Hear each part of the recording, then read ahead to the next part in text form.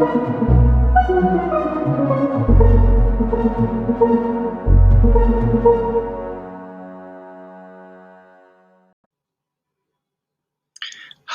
and welcome to another episode of Recipe Tuesday. Today, we're going to be doing my homemade vanilla custard.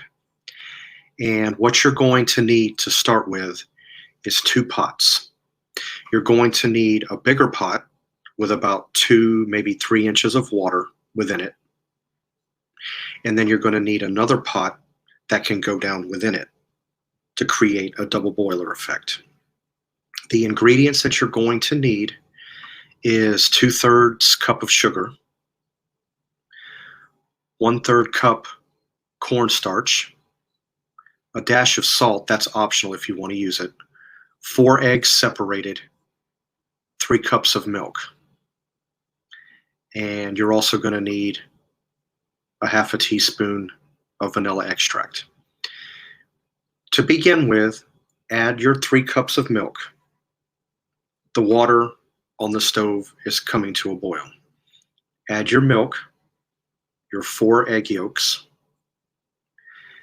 Beat that in with a wire whisk. That's what I do. Then you're going to take your pot and set it within the other one. By this point, it should have come to a boil. Now you add your 1/3 cup cornstarch. Whisk that in to get the lumps and the bits out of it until it's smooth. Let it boil on roughly low, medium heat and keep an eye on it. After about 8, maybe 10 minutes or so, if the consistency of the custard is too thin, add cornstarch in 1 teaspoon increments and beat it in with the wire whisk until the consistency looks like it's starting to thicken and it's starting to show the shape of pudding. Because as you cook it, it's going to thicken a little bit more. When you get it to the pudding-like consistency, almost at peak type consistency, turn it off, take the pot out and set it off to the right or off to the side. And then you're going to add your 1/2 teaspoon of vanilla into that and mix it in. And what you're going to do is you're going to let the custard cool. And you can do just about anything you want with the custard. You can eat it in its exact state. You can create a rice pudding from it.